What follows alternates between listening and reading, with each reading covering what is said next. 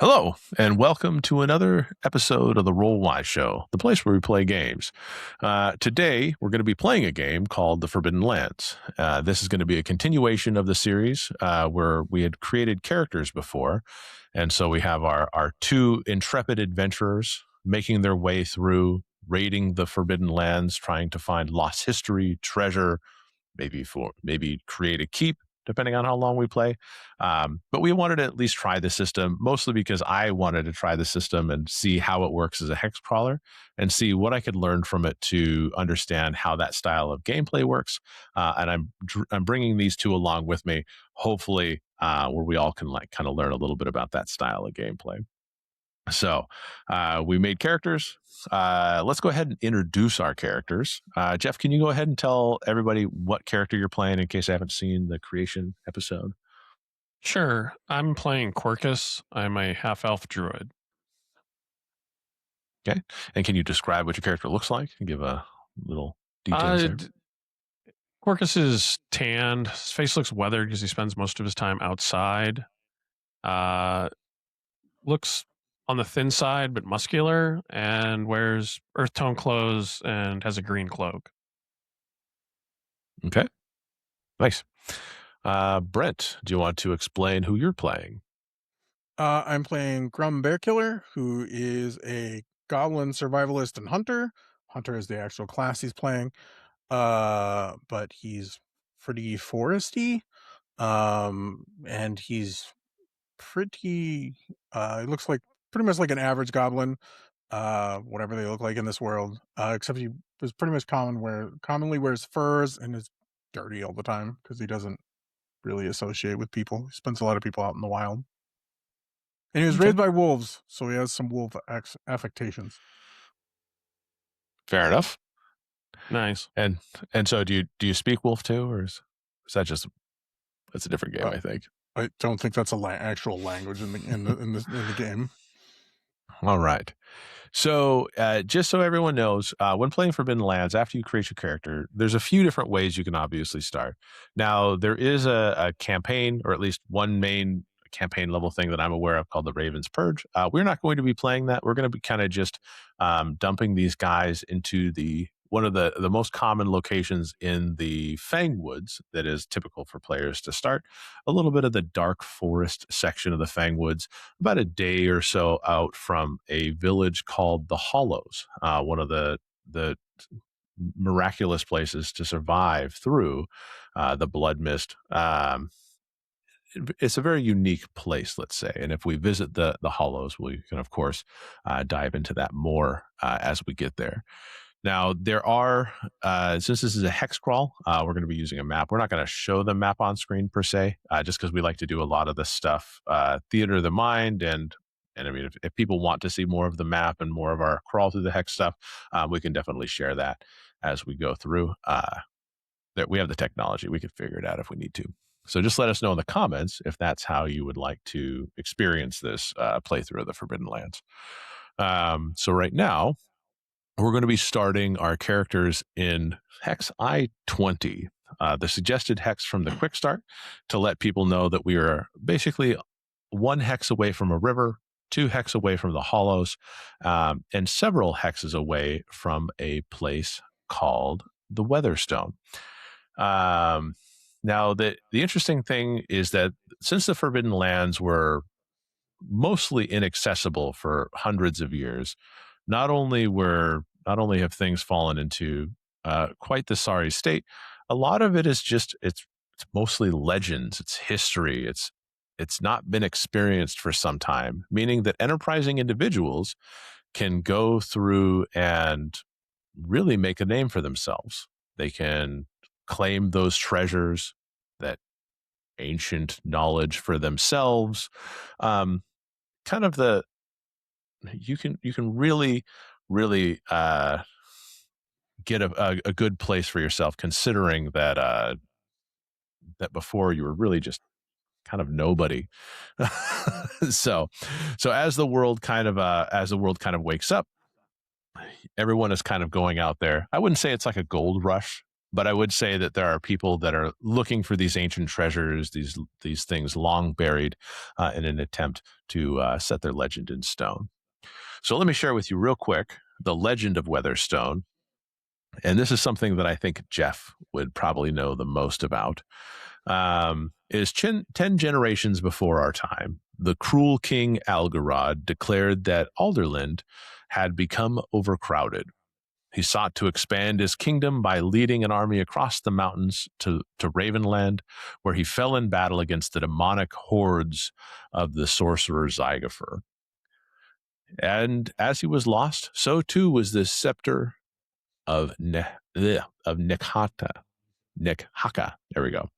Rumored to be the source of his power. However, the will of the king burned so fiercely that he refused to die, and for ages stood watch in the stronghold of Weatherstone. Legend has it, Algarod will march again one day to retrieve the spire of Nekhaka and complete his conquest of Ravenland. But the curse was suddenly broken, and the undead king and his men finally went to their final rest. There are whispers that Algarod's war chest remains in Weatherstone, forever guarded by evil spirits and the beasts of the sorcerer.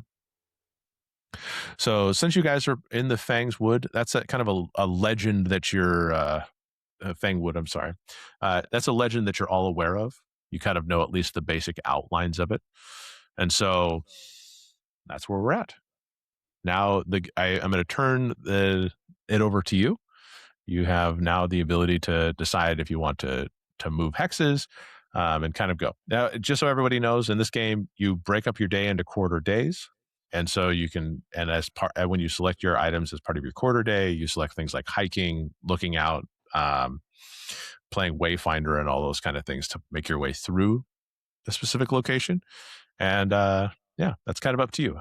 Are you guys on your way to Weatherstone specifically, to the Hollows, the village in question, somewhere else that you see on the map that you want to explore? What are you guys thinking? My character is basically Jeff's guide if he wants to travel somewhere in the woods. Yeah, I think we should. I think we're exploring the Fang Woods today. Okay. Looking for different ingredients that I can use in my druidical studies. Okay. Druidical. I like that. All right. So the question becomes, are you hiking from the hex that you're currently in I-20 to another hex? Or are you staying in this hex and basically foraging for food, water, et cetera, et cetera? We would probably explore this hex first, is my guess, and then move after we've explored it, which might be immediately. I don't know how long, if it takes us a quarter day to search it, we might. So you can do two things, right? That's what you can do. Typically, it depends on what you can do. But like, for example, if you forage, that's searching for food or water. That's kind of your thing that you can do. However, there are some actions that are quarter day that can be combined with another action. So for example, you can hike and then you can lead the way. So when you're hiking, that means you're traveling from hex to hex. When you're leading the way, you're finding a viable path. You can also combine keep watch with hike. So that allows you to detect threats as you're moving and everything like that. Whereas when you hunt, fish, or forage, those are a singular action that you do for that quarter day. So the first quarter of the day. Are we hunting? Are you foraging and I'm hunting? Is that what we're doing the Probably. first quarter of the day? That's probably the first quarter of the day. Yeah. Okay. All right. So when you're doing foraging and hunting and everything like that, so we're gonna roll dice. So everyone knows we use Discord. We're gonna roll our dice in Discord, and we actually have found that there is a Discord bot that uses the Forbidden Lands dice as well as a lot of the other Year Zero engines, and it's called Sabedius. I'll put that in the show notes so that people know what the hell I'm talking about. But I want to say thank you to them for making it a lot easier to translate Forbidden Lands dice without having purchased the proprietary dice ourselves. All right. So foraging. So foraging is going to be a survival wits. And if you happen to have herbalist, you can use herbalist.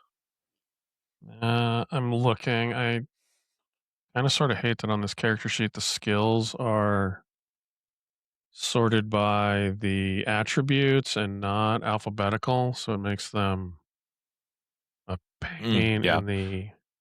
So So herbalist isn't even a skill. There isn't an herbalist skill. Unless it's a crafting skill, isn't it? I think it's a talent. I think it's a talent. I don't have it. So okay.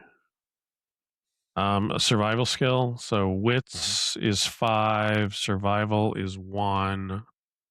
Just trying to use the roller. All right, roll FBL. My base is the 5. Base is 5. So with you, because your base is basically so my it's survival, wits. right? Mm-hmm. So your wits is 5, and then your skill is 1. And So my then you would- skill is 1, and then I roll. Mhm. Okay. And so those of you building dice pools at home, your base dice are important to know because they can provide you with banes and successes, whereas your skill dice can only provide you with successes. Okay. I so have Jeff, 2 successes. All right, perfect. So it seems like, as you guys live on the land. Okay, forage. So, oops, I did forget that this is since it's a dark forest, normally that would have a -1 to your dice roll. I'm sorry, I should have mentioned that. My apologies. You want me to roll it again? No, that's fine. That's more my problem. Okay. Where would I have taken the -1 at? Just you would take you take attribute. 1. Yeah, you I just think take you take one of my attribute dice off. Okay. Mm-hmm. Okay. So, if you want to forage, you have to stop in the hexagon that you're in. Several adventurers can forage at the same time. You can't forage at the same location. We're going to say that you're in summer, so it's normal time for foraging for food. And you have to decide, I guess, if you're looking for food or water. Well, I can only forage for food or water. I was foraging for various ingredients, plants, and different things that don't grow in the area where I live. I don't think that's actually a thing. Yeah. Oh, well, I made up something that doesn't exist. All right. You're making up, you're foraging for vegetables and everything like that. Okay. Okay. And then, so basically, it would be that once you found enough things in here, you would consume that instead of rolling your resource die for food and everything. So you've found effectively enough food to survive the day, as well as any other common strange plants or herbs that you're looking for. Now, hunting would be a similar type deal. Now, another way to find food during your journey is to hunt. You cannot hike at the same time you hunt. However, several people can hunt at the same time. If you want to roll separately, you cannot hunt in the same location, which means any mishaps will happen to you individually. An option is that one of you hunt and the others help, et cetera, et cetera, et cetera. So, okay. All right. So you found 2 veggies. Jeff, you want to mark that on the character sheet. And for you, you can decide what kind of animal that you're hunting. So, Brent, in this case, because when you're foraging, you actually have to decide, since we're in the dark forest, there is no modifier to your hunt skill. Mm-hmm. It's just a straight up 0. And then now you decide what you want to hunt for. Are you going to hunt for things like a mouse, some like bird, like a crow or something like that, some small game like a rabbit, a little bit larger game like a fox? Probably rabbits, unless I can see larger game. I mean, I'm really just hunting. I'm really hunting for whatever's out there. But yeah, we'll say rabbit. Okay. So let's find your prey. Okay. 184. Okay, so let's see. Well, I wonder if I should roll this. I wonder if that's what they mean. No idea. So what do I need to roll? So rabbit's a little bit easier to find. That is a +1 difficulty, meaning that you would basically have one more. You get one more dice to roll for your survivor roll, and then you have to decide if you're using a weapon or a trap. So to kill your prey, you must roll marksmanship if you're using a weapon, or survival again if you're using a trap. Modify. Oh, so I guess I'm sorry. Don't roll the difficulty because that'll be on the next part. So I roll my So marksman skill if I'm hunting with my bow. yep. So first of all, to find the animal, you need to roll a straight up survival roll. No changes to your. No Okay, changes so I to have your to do roll. that first. Mm-hmm. Do you find any rabbits in the woods? So that's my wits plus survival. Okay. Right? Yep. It's plus survival. Okay. So And at this does point, he you get have a zero. penalty on the because it's the dark woods? Nope, it does not. It's just either Nice. way. Wow. I pushed it. It said I got 2 successes. Okay. So now, so you got 2 successes, but you also got 2 banes. What a way to go, buddy. 1 second. Okay. So you basically were able to find what you're looking for. Now, since you were just looking for rabbits,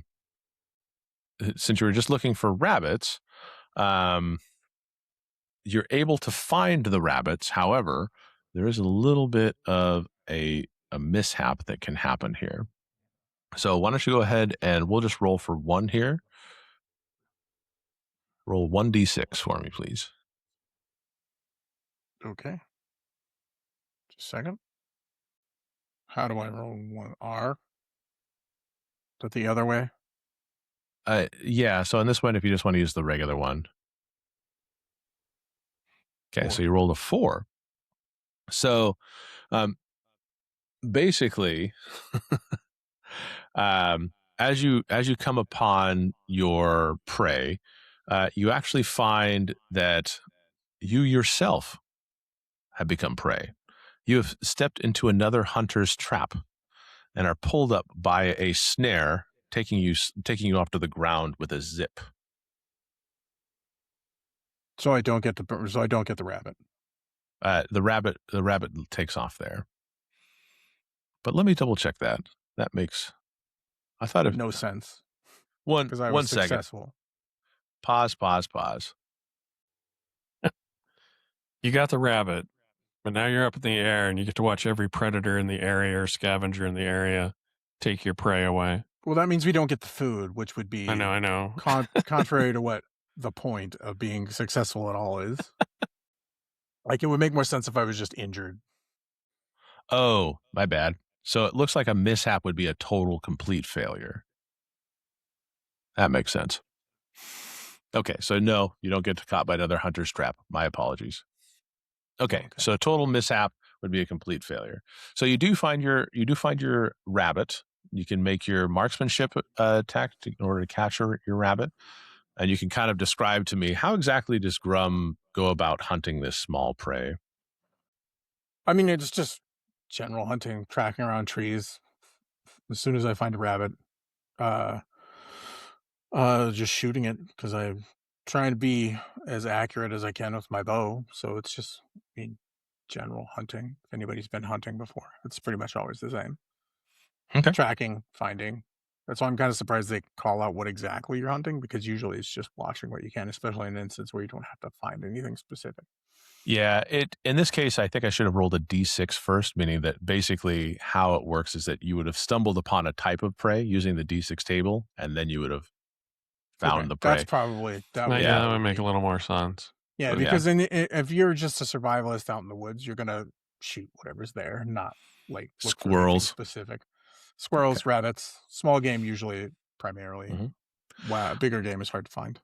Okay, so basically at this point, Quercus spends most of the morning going through this old growth forest, there's lots here. Since there's a lot of deadfall and everything like that, pretty much the ecosystem is just thriving. There really hasn't been anybody to disrupt it. The animals themselves have made sure that, they're animals. They live in balance with nature. There hasn't been any really disruptive things like humans wandering about logging and all those types of things. So many of the trees here are hundreds of years old, possibly. So did I get one rabbit? Is that what I got? I'll roll your meat in just a moment here. Okay. And so when you're going around foraging and everything like that, it is quite easy. You're able to find nuts, berries, mushrooms, and a random smattering of other herbs that you're looking for, possibly for experimental purposes and everything like that. The forest itself is, today it does feel like a nice day. The weather is clear, even though the canopy does its best to really try to prevent most of the light that it can from reaching the ground where you are. As for you, Brent, let's see. Okay, so the animal basically shows that you find 2 units of meat and 1 unit of pelt. Interesting way of describing that. The meat can be cooked by a chef or at an inn, and then that is turned into an equal amount of food. You can eat meat raw. When you consume a meat, instead of rolling your resource die for food, you need to do this within a day, or else the meat will be spoiled. Pelts can be turned into leather by a tanner, or at somebody at a tannery. If your first survival roll fails, you suffer a mishap. Yeah. So that's what I mistake there. So we can't cook it ourselves, basically, is what it's saying. Well, if you have the chef, no, I think that's the thing that's available to us. I'll double check on that, but it seems like you get the meat and everything like that. Page 74. So there's more reason for us to be in a town. Like we can't just live in the woods then. Because I don't think either of us knows how to cook. So did anybody take the chef talent? We apparently don't know how to burn shit over a fire. I don't think the chef talent is available to druids. It wasn't on my list of choices. Oh, it's just a general talent. So all players can learn general talents. And you get they're in place of your class specific, profession specific talents. No, they're not. You get both. Yeah. So basically you get one class specific talent and I think 2 general talents. Is that what you said, Mike? Right? It depends on your age. So your age will give you... I didn't take it then. Don't worry about it. Well, you could take it. Neither of us took it, but... Well, you could take it if you didn't spend your general talents, but as a young person, you get 1 general talent, and adult gets 2 general talents, and old person gets 3 general talents. So it's up to you. If you want to take it, you can use that as your ability to survive more often, better in the wilderness. No, just want to eat meat. That's fine too, because you have veggies that you live off as well, and you're apparently able to raw. I guess you just burn it effectively. Why do I see the gravestone and you say you died of dysentery? That's funny. I didn't even consider the chef thing until just now when we're playing. I'll have to look that up and check on that later. But that's fucking funny. Okay, so as you guys are not cooking your meat and you're kind of preparing for the part of the day, you do have enough food in your pack now to last a little bit more. We can't eat veggies either. The rank 1 of the chef is you can turn up to D6 units of vegetables, meat, or fish into food. Well, you can eat them raw. But there has to be some sort of are they food dysentery check. Are they food at that point? Yeah, it's just maybe not as much food. I'm feeling less prepared. We're definitely not going anywhere near anything called a dungeon or a ruin or. So if you so interesting. So you can consume a unit of vegetables instead of rolling your resource die for food if you eat the vegetable raw. And same thing with hunting. If you need to do so, I wonder if they mean raw as in like I wonder if what they mean by this, and maybe this is just me like thinking more deeply about this, is that you can eat meat raw and then consume a unit of meat instead of rolling your resource die for food. You need to do this within a day or the meat will be spoiled. So I wonder if they mean like you just have to be an average, like that's an average person catching a rabbit and cooking it. So like, so to your point, Brent, you go out, you get your rabbit. Sound like that doesn't sound like what they mean. Well, but what I mean is that the reason that they're saying it's going to go bad in a day is because it's not cooked. It's not treated. Exactly. So you're not preserving or doing anything with your meat, meaning you can't just have a dead rabbit on your shoulder for weeks of travel. But I mean, that's what they're saying, is they're saying your food is raw, so it goes bad in a day if you don't cook it or treat it.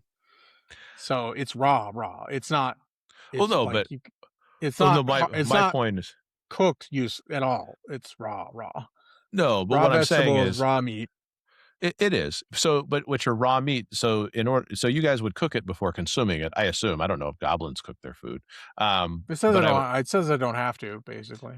But I would assume that you guys just put it over a fire and cook it till it's burnt. Maybe not the most flavorful meal or anything like that. Sure. Whereas the actual I would assume we'd be able to, but the rules don't seem to support that. Well, the chef talent though seems to do more than just that. So when you use the chef, it seems to take it further. Well, there's there's key terms. There's vegetables, meat, and food. Which means they list them as different things. Yep. And so you can turn into food. And so food is chapter 7. Well, we're getting kind of hung up on some really weird stuff. We haven't even started. This is how adventurers should start. Okay. Seafood in chapter 7. Oh, now you're adding seafood to the mix? Oh, it says fish. It says fish is separate than meat. So, I'm sure it is. For the record. Just for the record. Differently.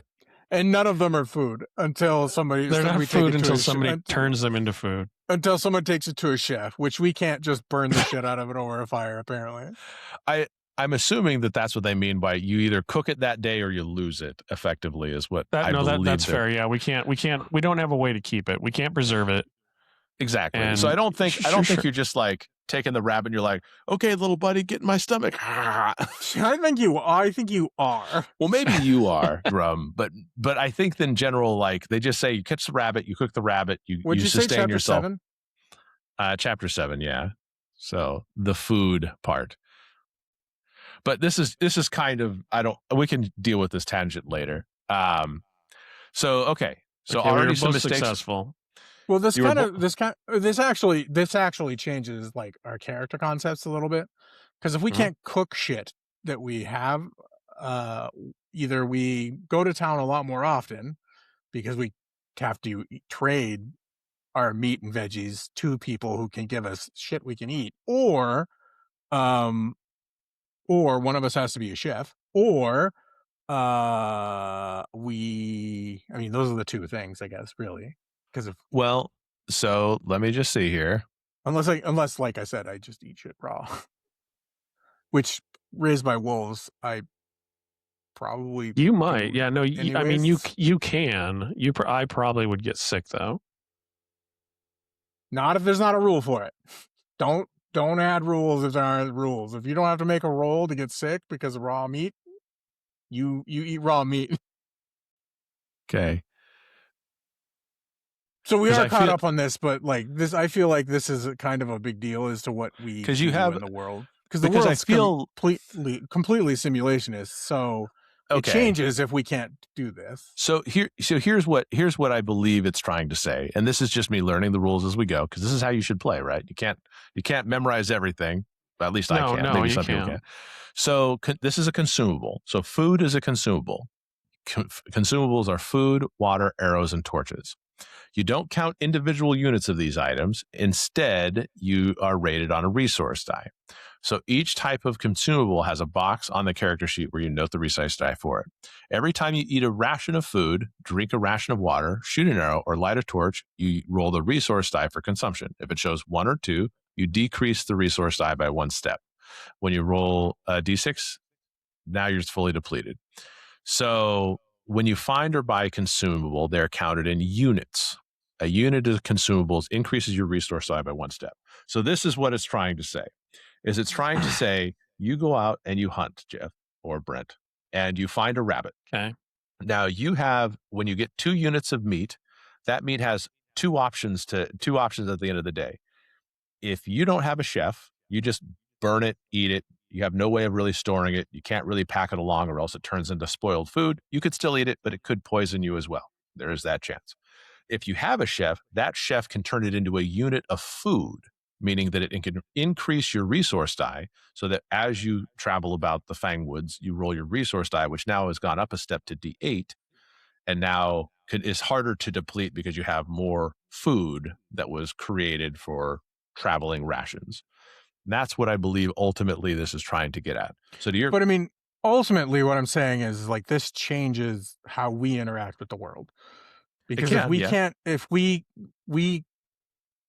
don't have as many resources now for food unless we go to town more often. You can either trade for shit that we can eat that isn't raw, or but when you're cooking this food, you're not using your resource die. So you going out and finding a rabbit every time you do a hunt means that you never roll your resource die, therefore never deplete your food die. So even if you're not successful, but I also could get sick and die.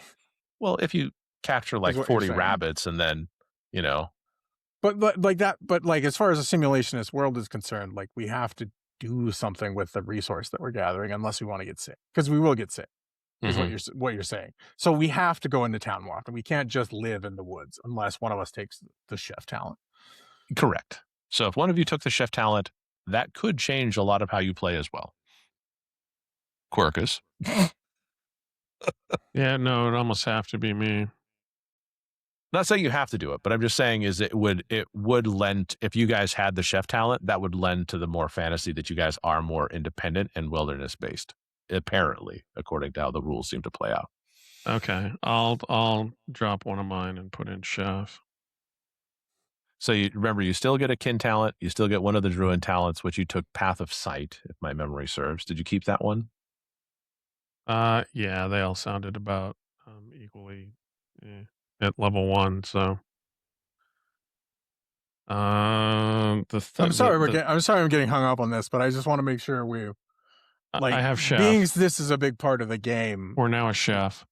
It makes a difference magically. Well, the good news is by challenging me, and I had kind of a superficial understanding, I believe I've come to a much deeper understanding of how this works. Well, I apologize. I'm not trying to be difficult. It just kind of changes things. Like we don't have to go to town as much now because Jeff can cook. So an acorn fell on my head, and I'm like, I think I'm a chef now. Orcus is like, I think we just need to put know how to make bows, Brent. I think we just need to put it on the fire, right? Like that's all we need to do, really. Well, but that's true. That's all you need to do. You would never so imagine this, Brent. You could go out and hunt every day and have the meat to like live day to day out there. You wouldn't necessarily thrive because your resource dice would always be. No, I would get D6. Sick and die, is what you're saying. No, I'm not. I'm only saying that if you ate spoiled meat. So if you got to the point where you were letting your meat spoil, then sure, then you could possibly. It does make some sense. It doesn't make sense. So I can eat raw meat. So I could eat raw meat every day as long as I'm capturing a rabbit and eating it right away. Is what you're saying? Correct. So as long as you don't see spots on the liver. I don't think that's the intent of the rules. I don't think that's the intent of the rules. I think, but I'm fine with your ruling. I think it based on my reading, that seems like what they're intending. And it's made moot now by the fact that Jeff could cook. So suddenly, moving on. Boy, I should have just taken sailor and gone. We're never going on the ocean. I do remember us playing Dragon Bane. Didn't we play in a game like that where somebody was a sailor on dry land? Mike's cowboy in the Western had a sailing skill for character reasons. It was a good skill. That's not a sailboat, it's a schooner. It was a good skill that never came into play, weirdly enough. It was surprising. But we also had another character in Dragon Bane that also didn't have a that's what I was thinking. I was thinking of the Dragon Bane game. Well, he was actually a pirate. Yeah, a full-fledged pirate with no boat. Okay. So now we've explained the survival rules, and so everybody else can get a shortened version of this. We can turn this into a clip. Hopefully that's how everyone else reads that. That would be think hilarious. the survival rules are to funnel your characters into a town more often. I think that's why would be my argument for the rules being the other way. Yeah. They want you to go into town more often. They don't want you to make characters that just survive in the woods without having to go into town. It doesn't seem like that's the way the game read to me. I mean, the game read that the towns are really important because they're bastions and safe and havens from the unforgiving wilderness, especially since there are things in the wilds that are really quite bad for you. And so having a haven that you can return to or a stronghold that you can come back to are important parts. And so a stronghold could be any number of things. Like a stronghold could be a cottage or an area. Any place with an inn. Yeah, I need less of a stronghold now because I have my friend who can cook. Yeah, but a stronghold is also good because it provides other ancillary benefits. So the sooner you establish yourself in a place here, the better off it is. So, okay. So now that we've established that, you guys have done your morning, everything like that. You do have options for your second quarter of the day. It is full sunlight, everything like that. It's again a beautiful day. So are you going to stick in this hex, or are you going to venture forth and hike farther, or what are you thinking? So do you want to explore the place that we were going to explore, this legend? If so, I think we need to hike, right? Because it's... No, I think we need to hike. I just don't know if we're going to Weatherstone quite yet. There's some ruins on the edge of Fang Woods. The Fang Woods man, reading these maps, this is why I guess I don't do hex crawls. Are you talking on the side in that 23-ish or the other one? Like J or K? No, that's a dungeon in the H. Oh, okay. Yeah, it's like J or K 23 or 24. Yeah, it's in like right on the line, 23 and 24. Yeah, Okay. Let's head in that direction. Okay. So we will hike and I will lead the way. All right. And so you will hike and lead the way. So leading the way is survival plus wits and Pathfinder. And then, of course, you will hike, Jeff. And will you do a keep watch? I will keep watch. Yeah, I think in the woods especially we should.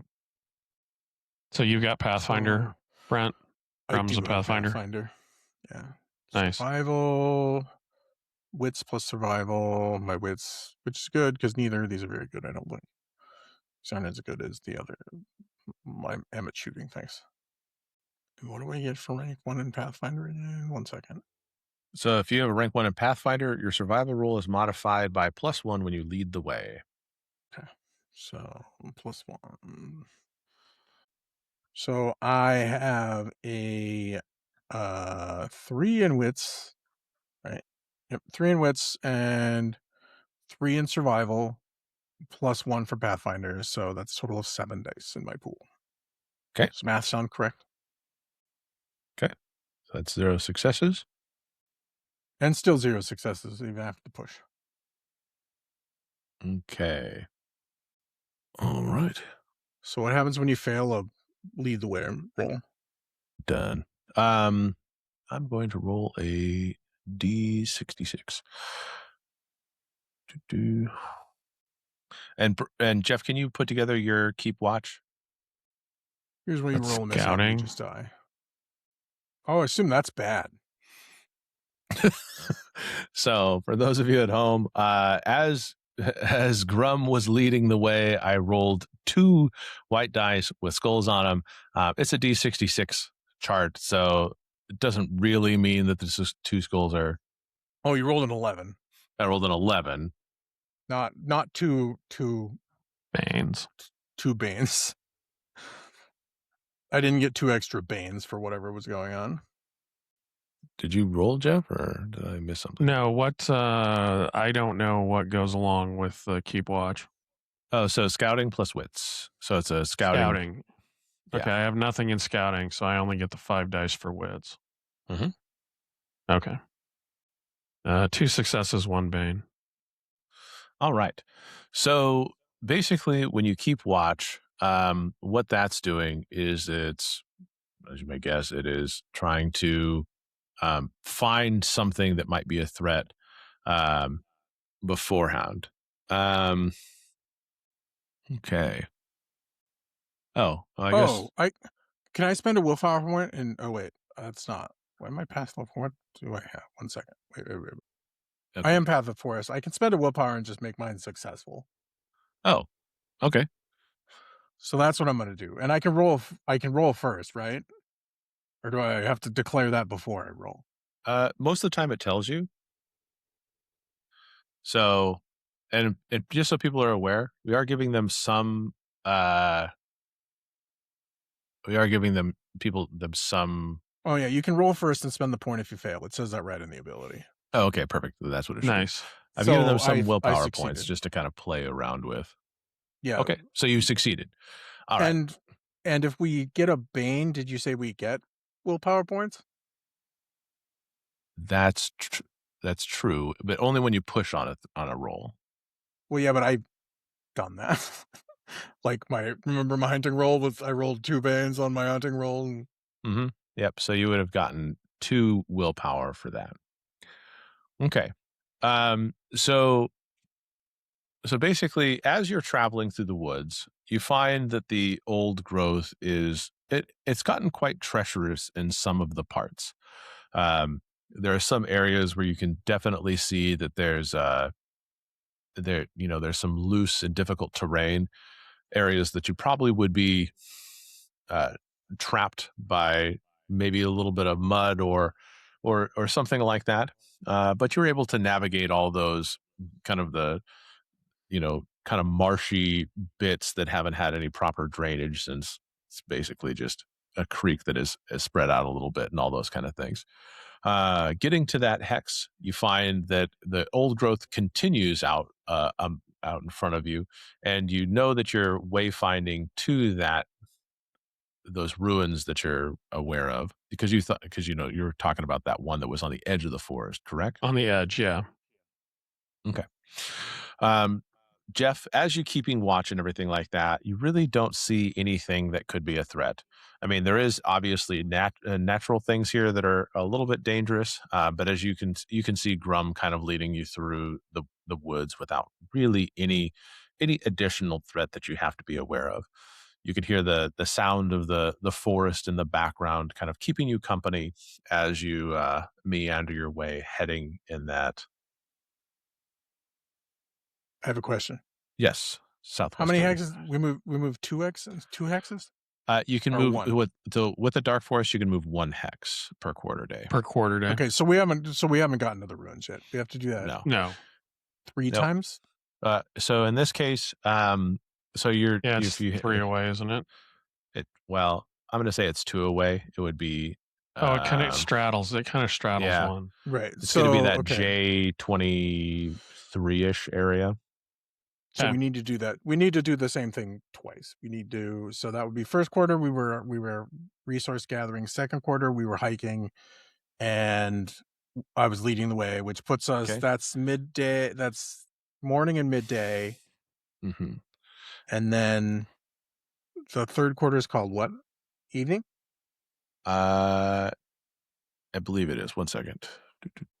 Map. Quarters of the day is you have morning, day, evening, and night. And so we spent morning and day now. Mm-hmm.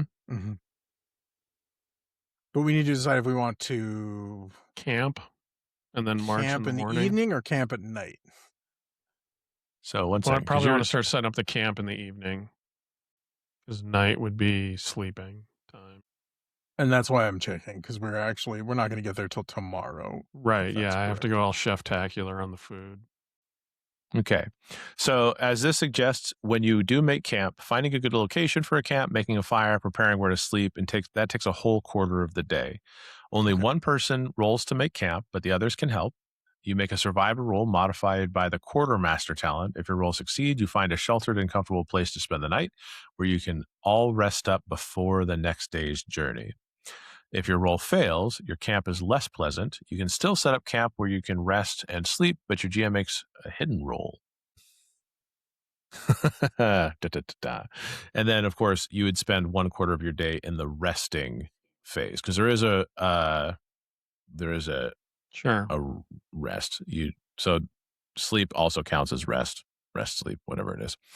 So if you want to make your camping roll, just need that a survival roll modified by the quartermaster talent if anybody has it. No I quartermaster. don't have the quartermaster talent. What's your survival? My survival. Do I have to cook the food? Is that part of the thing? Is that one of the choices, or is it just setting up the camp? My survival is 1. My survival's 3, but my wits is only 3, so it's 6 total. Is it 6 for either one of us?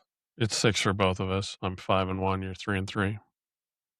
Okay, so what I would probably suggest is it says you can turn up to D6 units of vegetables, meat, and fish into food.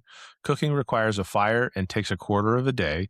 And so I would probably suggest that one of you makes camp and the other one cooks.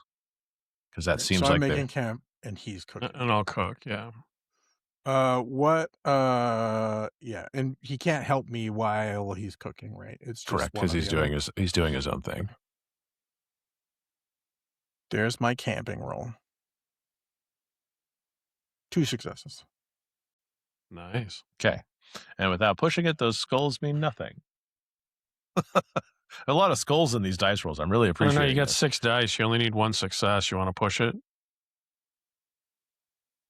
No, because I will it's the same odds of getting 6 a dice. It's the same. The odds are you're going to get 1 success. No, Well, no. The odds are I'm going to get 1 or 1 6. They're the same.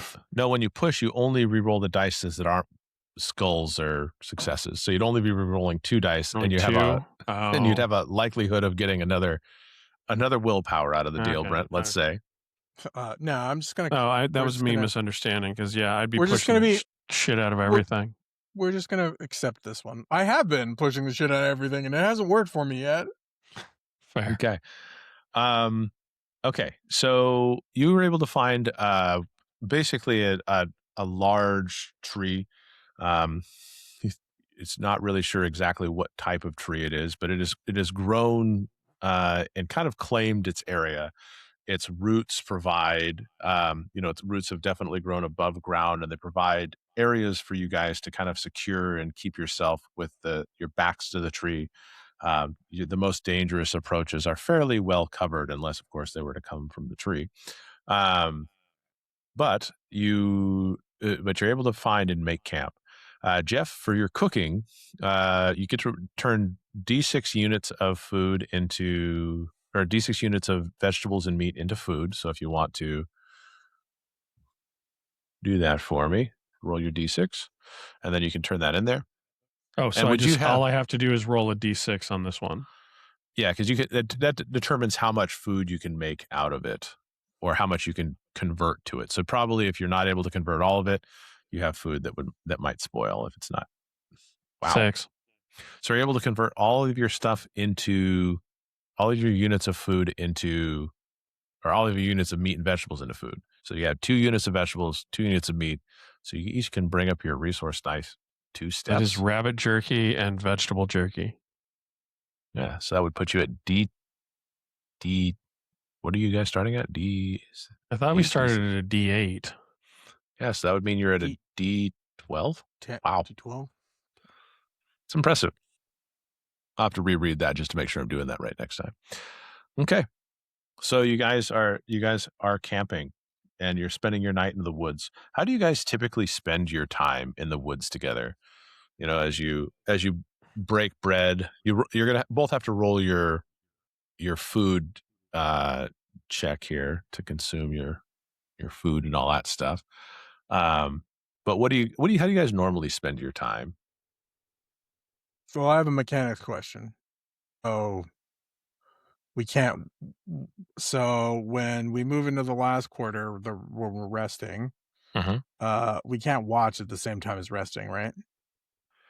You need to sleep for a quarter each day, or else you become sleepy. So if somebody is taking watch, then that person would be sleepy at the end of the day because there wouldn't be a chance to rest, unless, let's say, this last quarter of the day, Jeff were to take a sleep and you were to go and watch, and then in the first quarter of the next day you were to sleep and Jeff took a watch, something like that. You know what I'm saying? Yeah, that seems okay. Like I understand the need for sleep, but like in parties, you're saying that if we have a party of 10 and they each keep a watch for, I don't know, 45 minutes, They can't do that. nobody though, is 'cause rested. They can't do that though, because it would basically be they all rest for that quarter. Like they all watch for that quarter, or they all rest for that quarter. What they would have to do is like we would have to do 1/4 of like 5 people watching, or 1 person watching. One person's just gonna be shit tired the next day. That is wild. I know that. Yeah. Okay. That is And so you so you bizarre. have to eat a ration of food every day. You have to drink a ration of water every day. If you don't do those things, you become hungry and thirsty. And if you need to sleep a quarter at least once every day. So without sleep, and it could be something that, like for example, Gruum could go off and hunt in the morning and Jeff could sleep. You know what I'm saying? Like it's not, I mean, these things are all out there. Right. So you don't. Well, the idea is that you don't have to hunt every day or whatever. Mm-hmm. Right. Correct. Like, that's the idea. So it feels like you have to hunt every day.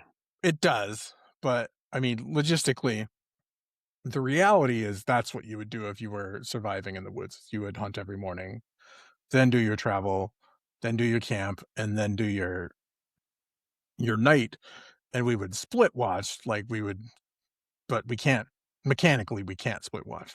Like Correct. one of us has to watch the whole night. You would both just be sleepy, because you would both would not have. No, what we would either have to do is one of us would have to watch, and then one of us does something while one of us sleeps in the morning. Mm-hmm. And then we would reverse it the next day, I guess, or something of that nature. Something like that. So only one of us can actually sleep at night, and one of us has to sleep in the morning. If we both don't want to, or we could risk it and just both sleep. If this is this designed to get us killed at night? Is that something that could happen? I mean, it is a game with dice, so there is a. What happens if you don't set up? What happens mechanically if you don't set up a watch? Well, it just depends if there's an encounter. If there's an encounter, then you would encounter. Yeah, I guess we just waste half the day sleeping. Is that more likely if you don't have a watch? Like, that's what I'm asking. Oh, it's not more likely if you don't have a watch. No. Encounters and all those kind of things take place at they have tables for these kind of things. So right, I get that, but what I'm saying is if you don't have like if everybody decided to just rest in a party, like what happens? Do you roll for a watch do you roll for an encounter every night? Or are we risking it that you won't roll for it that night? Like mechanically. Like this is a simulation, this game, this like all matters. Like are we bound to get attacked at night if we don't have like is there a chance we could get savagely attacked by wild dog every night and that's so we should set up a watch every night? Or is it likely that or is there a chance that we won't? Well, I think there's a few ways to put this. First and foremost, encounters are, I wouldn't say that encounters are going to be thrown in there all the time, right? The encounters are something to kind of make life more interesting as you travel around the Forbidden Lands. Now, there are going to be situations in which you might find that and for me, because there's only the two of you, I'm probably going to telegraph encounters a little bit more. Like you find tracks of dogs or something like that. I don't think that like you guys sleeping in a tree, all of a sudden the tree is like, oh, it's you didn't happen to notice that this is a carnivorous tree. It eats you both when you sleep. I mean, there's always a chance that there's an encounter that could sneak up on you or anything like that. But the encounters are, I would say that when you're looking at it, I mean, there's no right answer here because mechanically encounters happen when the GM wants them to happen or when the role says they happen, I guess. Well, see, that's what I'm saying. That matters in these games. If you arbitrarily are just deciding when it happens, like you're basically deciding to arbitrarily, like, oh, they didn't set up a watch, I'm going to screw them now. Or is it a random chance and we might not have an encounter? So as a rule of thumb, we roll on the random encounter once every quarter day if the When you PCs hike. And if you once in it per day if you remain in the same hex. I can roll more or less frequency if I like. That's really what it suggests. So really what we should do is I'll watch at night and sleep in the morning, and you can forage in the morning, and then we'll hike the second. Well, I almost have to keep watch while you're sleeping, or we might as well just sleep together. Yeah, because that's right. Yeah, because keep watch is a he can't forage and keep watch at the same time, right? No. So it does ask you to decide what you want to, when you're looking at like what you want to do and how you plan it and everything like that. That just means that you might be if you're being more cautious, you might be a little slower to explore certain hexes. But if you want to be a little bit more cavalier and both of you sleep at night, I mean, there's always that random chance. Now, me and random tables and everything like that. I'm probably on I'm not on the ultra, every quarter hour, let's roll an encounter. But technically you could. Well, I'm just saying we either game turns, man. You should have already taken like 6 rolls for random encounter. Like, how do we travel anywhere? Because like he sleeps. Half the day is spent sleeping and watching. I watch. We have to forage. The next one is forage and hunting. Is the next, and then thing. We can move. No, we can't even move because we have to set up camp. Mm-hmm. I guess you can just make a survival check to find a spot to sleep, and not set up camp. Well, and so just to kind of clarify a little bit, is that when you're looking at the keep watch. So keeping watch is something that you can do in every quarter hour of the day, right? So so you don't get murdered. So you don't an unexpected threat doesn't come and get you. We don't have to keep watch, but we can both just sleep. But that's that the seems point. Dumb in a hostile jungle. But that's kind of the point. It's like there's nothing that you guys, and so for your characters have been traveling through this, there's nothing really that's saying one way or the other. Can we hire a dog that we can stake in the middle of the camp whose only job is to bark of some shit? And you were raised by wolves. Camp? Don't you have a wolf friend who follows you around everywhere that can that's what I'm effectively saying. Keep watch? So we don't have to waste half of the day sleeping. This feels like just as an aside, this feels like a game designed for parties of 6 to 7 people. Well, so even it's going to get hard. One day it's a week, going to be everybody's hard. Sleepy, and it's going to be hard with just 6 hirelings. to 7. It's going to be hirelings. Are like the only his job is to, but like you can't travel still, like you can't hike if I'm like what does sleepy mean exactly?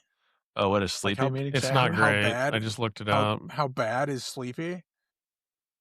So you can't recover your wits. Your wits are damaged by 1 point every day. Mm-hmm. And you don't get it back if you don't sleep. So you could just die from. Well, I think you go crazy. Well, if the damage breaks your wits, you collapse and sleep for at least a quarter of a day. And so as soon as you sleep, you just pass out on the trail. As soon as you have slept for at least a quarter of a day, you are no longer sleepy and you can recover wits normally. You just outlaw Josie Wales in the end of the horse. And again, like I said, it's really about making these decisions. If you're going to be more conservative of how you explore, you can definitely be more safe and keep a watch at night. But like I said, technically, it would like you to keep a watch at every interval as you're going through a hex.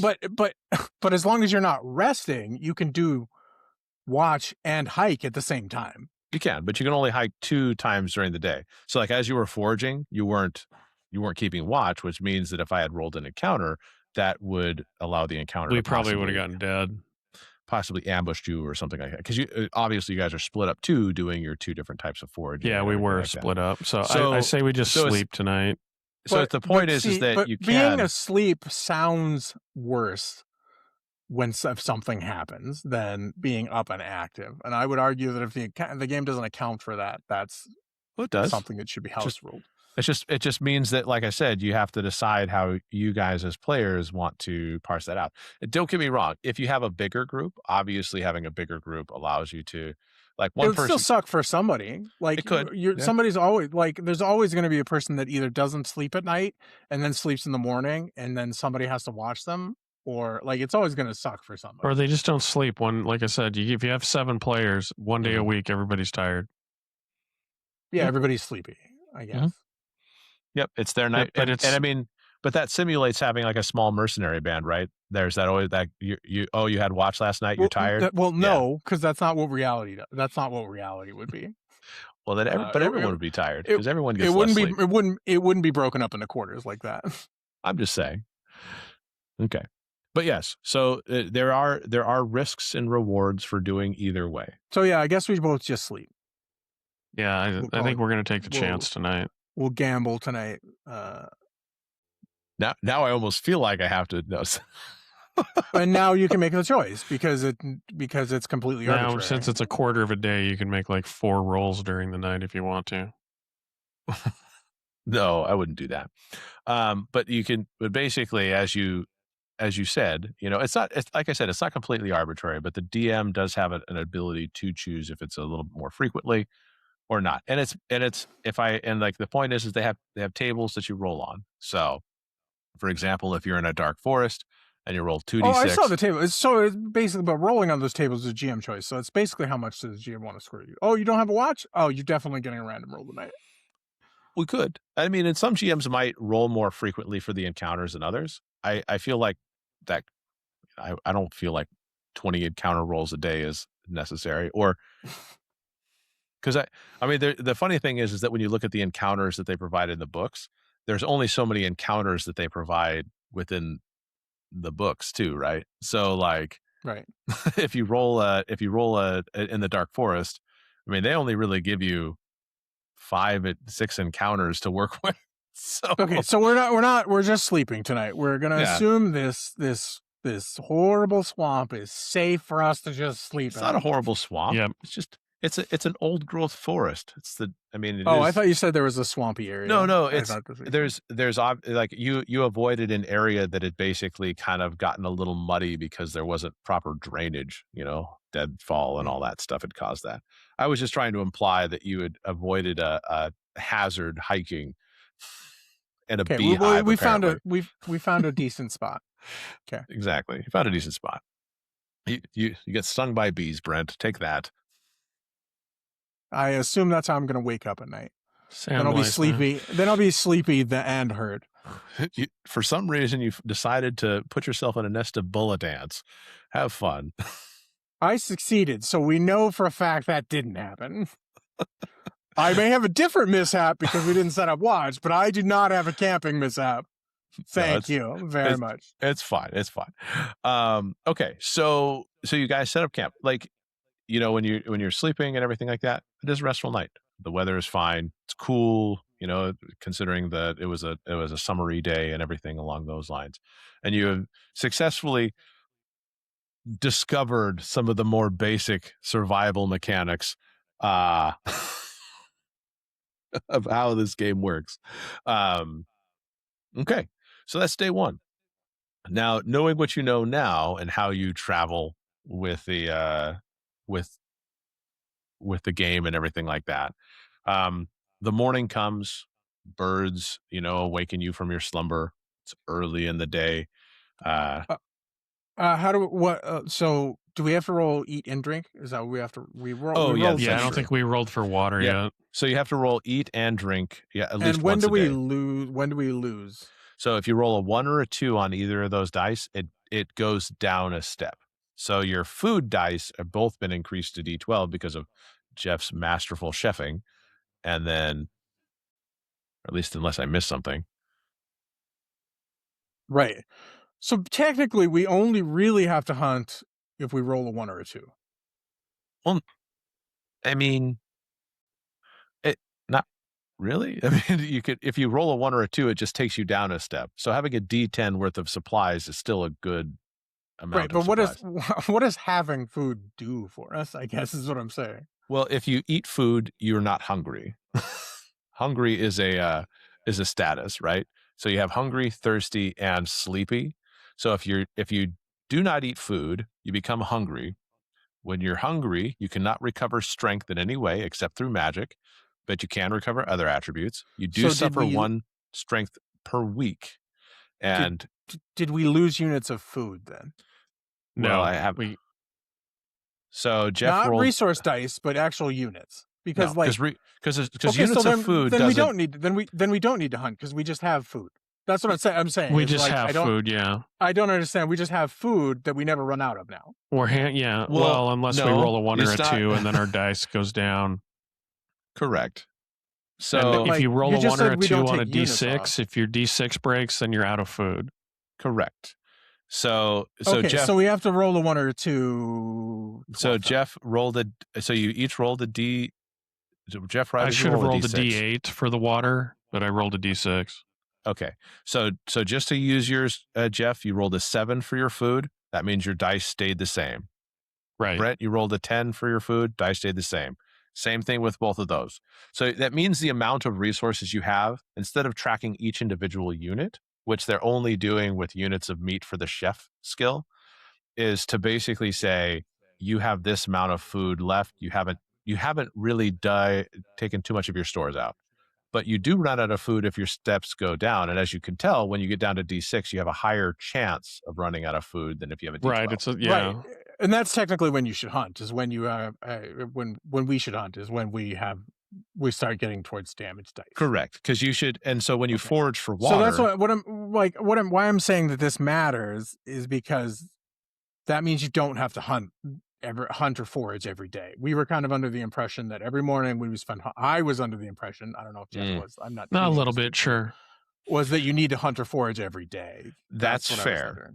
And that's probably could have been handled better by me to explain that more. But I feel like even if I would have explained it more, now that you guys were engaged with the system, I think it makes more sense because we've now interrogated every aspect of it.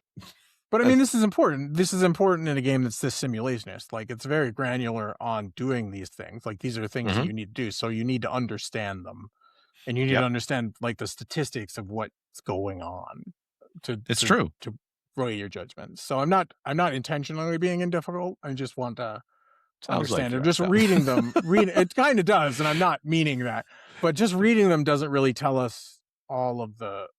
Well, just reading the rules doesn't really tell us enough. And if I had one complaint about the rules, the way the rules are formulated with how much flipping back and forth you have to do, it can be hard to put this concept together into a thing because I didn't really fully understand the concept. I'm understanding it better while we're talking it out than when I read. And I'm not pretending like I read everything, obviously. I just... But it is. Sorry, but the concept in practice is making more sense now that we've talked it out because I think we've gotten to the point. So see, that's why you could sleep. I could watch, and then in the morning I could sleep and you could watch, and then we could travel because we don't have to actually hunt in the morning. Like, I was under the impression that we had to. But if you did do that, just to kind of play devil's advocate, you would lose a quarter of the day to hiking. So you would be able to travel less distance if you took that type of approach, because then you still have to make camp and rest, right? So, that's exactly what we did the first day, because we hunted and gathered the first quarter of the day, and then we traveled the second quarter of the day, then we camped the third quarter of the day, and then we rested the fourth quarter of the day. So either way, we would lose the middle. We would lose that morning if you took that approach constantly. Yes, I'm just letting you know that there's only so many quarters, and how it all plays out is kind of up to you. But I know. I'm just saying, I'm just saying that's how it would break down to be roughly the same as what we did the first day. If we did the second day that way, but we can just sleep today, but in the morning we don't have to hunt. We can just hike twice, I guess. Yep. Because you both slept. I rolled no encounter for when you were sleeping, just so you know. I rolled secret dice. And you can basically hike 2 hexes, or in this case, now that you are, you're still in. Did you go south or did you go southeast? So either did you go to J, or did you go keep an I for your column? My thought honestly was to go over to J and then start to drop down. So J and then down. Yeah, so we're still in the deep woods. We only moved 1 hex. Yep. Yeah, and then we go south down, right? That was the plan. Yeah. Okay. I mean, that was what my thought was. If you Well, we only that, have to move one hex, so we could I travel in the didn't. morning. Sure. We can hike in the morning, hike and lead the way in the morning. Then we can explore, and then we can camp. So it'd be morning, day exploring, afternoon camp, night sleep. Is that what we want to do? Because we'll be in the hex. We only need to travel one hex to be in the room, to Sure. be where we can look at the runes. Or do we have to travel, or is it 2 hexes that we have to travel today, Mike? Just one. Yeah, So they we'll hike. basically say you can we'll travel hike- 6 kilometers or whatever it is, or so. I think that's what they said, and so you can get to that corner of the hex in the day. So we'll hike in the morning. I'll hike and lead the way in the morning. Jeff, are you going to hike and watch, I assume? In the Yeah, morning? I'll watch. That'll be the first quarter. So I'm going to spend a willpower, so I'm successful on that. I don't even roll my thing with Pathfinder. Okay. And then I'll read, and Jeff can decide what he's doing now. Yeah, I'll keep watch. So I guess I have to roll, right? So yeah, you would have. Well, don't have to roll. I actually was rereading it just a moment ago, and if I roll on the encounter table, and then basically if there is an encounter of some sort of threat, then the lookout makes a scouting roll to detect it. So Okay. like for example, you would only really do that in the situation that something was happening. So the first time, as you kind of emerge from the oldest growth But I mean, forest, you have to declare it though. yes, you would still need have to say declare I'm it. hiking and watching it. Correct. Yeah. All right. So, as you guys are continuing through, you notice that you go from kind of the old dark forest where the trees are massive, it's quite dense and everything like that. And you start to notice that these are definitely younger trees. Now, Jeff, as a druid or Gruum, how much have you ranged in the Fang Woods? Have you been in this section of the woods before, or have you traveled over this way? I don't think been I've all over traveled the this far forest. south personally. I've been all over the forest. That's Okay. why I can guide people. Okay. The wolf pack used to roam far. Yes. Fair enough. All right. All right. So as you start to pass your way through, now this is what's going to be interesting about this. You have noticed that you've come upon. We're going to go ahead and roll this up as a castle, just because that sounds like fun. Now, one of the cool things that they actually have in the system that I thought was neat is that there is a kind of a random adventure site creator.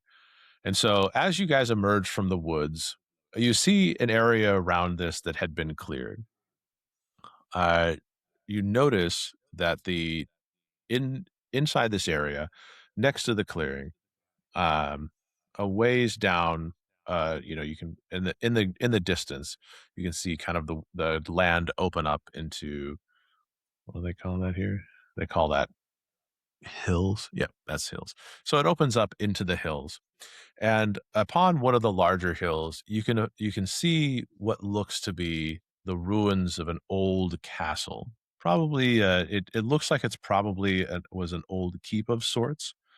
Um, you can see that where once there was probably a proud wall, now has fallen into disrepair, and it is misused. Towers that were originally set to look out among the hills lay mostly just as tall pieces of rubble, and you see that the keep itself had probably a number of buildings that are a little bit harder to make out, since they've kind of been they have definitely fallen apart with disrepair, and probably due to other reasons as well. Um, Seeing that this keep is there, though, what is your guys' first reaction to this keep? So, I mean, I've seen it before, so I'm not. I've been by the keep before, so I'm not surprised it's there. I just haven't looked around Okay. in it. Yeah, I'm suitably impressed, having not seen a lot of structures that big. Okay. Um, Now, because you're kind of a knowledgeable type, Jeff, Quercus is you've read a lot of books, haven't you? A lot, yeah. That was part of what my mentor, he threw a lot of books at me when I did my druid studies. So as you're looking at it, you kind of can tell that the architecture, um, it does resemble stories and everything like that you've heard of keeps that were built before the Blood Mist. So while Gruum has known of this location, maybe through his recent travels through the Fang Woods and everything like that, uh, it's it has been here for some time. You would let's see. I'm just trying to roll up some of these things here. Um, okay. And from what you can tell, is it doesn't really look like it was necessarily a keep that was something that was it wasn't for like trade or anything like that. It looks like it probably was a personal castle for some nobility or something like that had taken stake to this area before the Blood Mist. Yeah, I think I'm just kind of talking to myself, mumbling and saying I think it might predate the Blood Mist. Whether Grum overhears that or not, I don't know that it's vital information, but he could. I'm not trying to be quiet. I'm just No, and whether actually, he's I've been past here before with the wolf. yeah, there may be things in there that people like us have never seen. I know it's I think we entirely should abandoned, approach it correct? and see if anybody's moved in.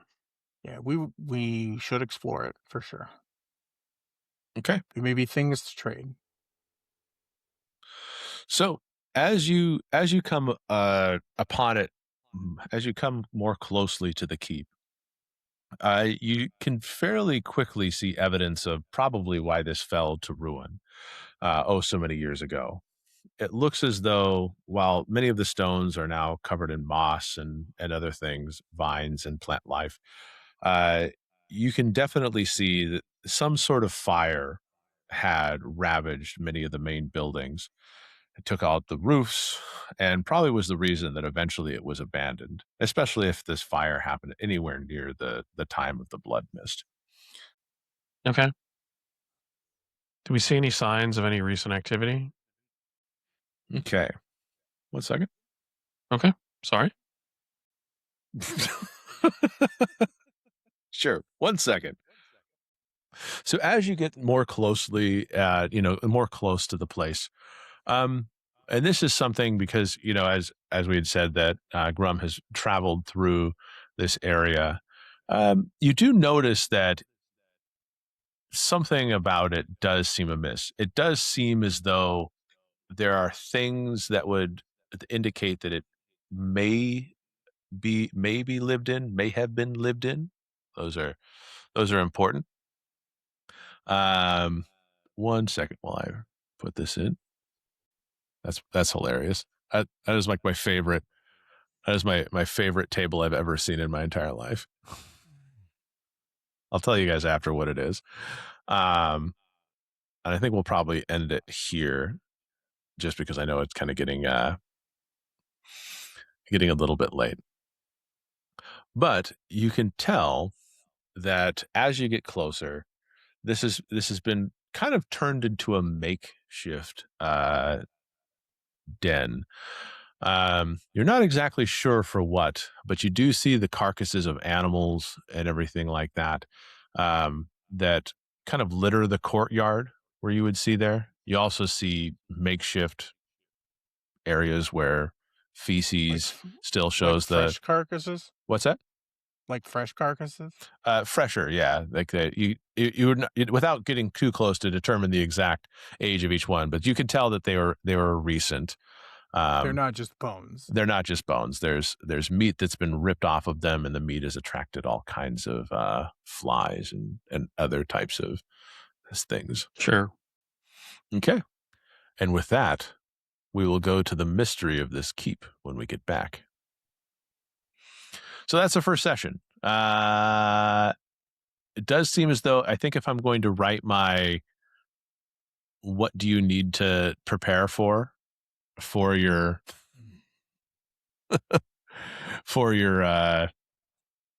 what do I prepare for when you're getting ready for your first game, probably just an explanation of the survival skills would probably be a little bit of a smart read. And because I know I didn't cover it at all really yet, and that's more on me, but I think that's probably an important thing to kind of make sure your players are aware of. So, would you guys have any advice after your first session? Just make sure you understand how, you and your GM and understand how everything works, or if you want a house rule. Anything. I missed the sleep and I read those sections, but I obviously did not retain that in a meaningful way because it. Right, and even if you have to just talk it through and do a session 0 where you try it effectively, just to make sure the rules gel is good. Would be good. Yeah, the division into quarter days is a lot different than a lot of other games where you can make many, many, many decisions a day. And so I just it took a second to get into the swing of it, and we'll see if we get into the swing of it next week. I don't have any specific feedback for you. I just as a player. Yeah, that's just in general, I would say. Yeah, just understanding the system. It's different than a lot of games. This isn't one where you can kind of jump in and just scan the rules and expect to have any understanding. I feel.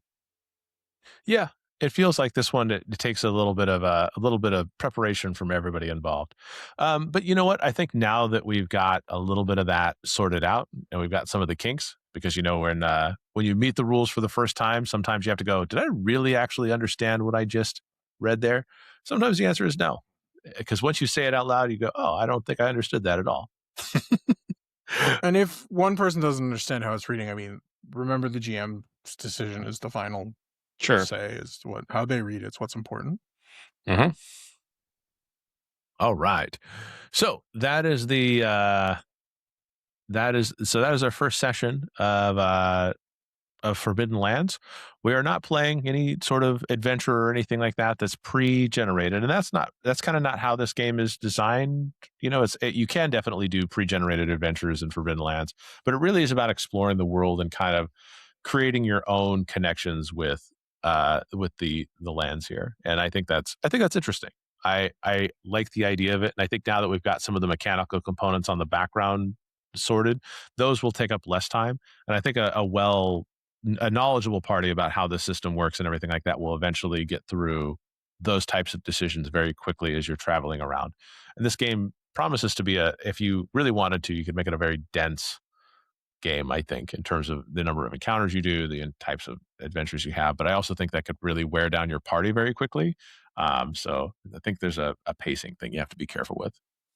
So fair. Yep. So we'll figure it out. Notes. All right. So that's it. We hope you enjoyed this first episode. We will come back next week we'll come back Thursday, I think.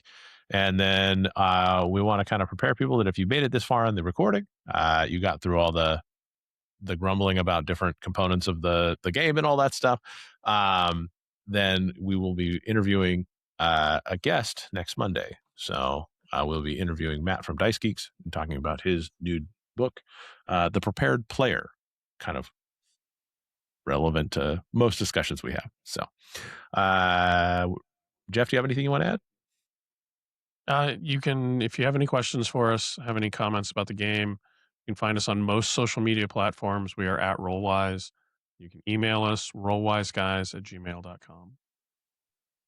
And thank you again for joining us. And as always, roll well, roll wise, and be safe out there, everybody. Thank you. Thanks. Thank you.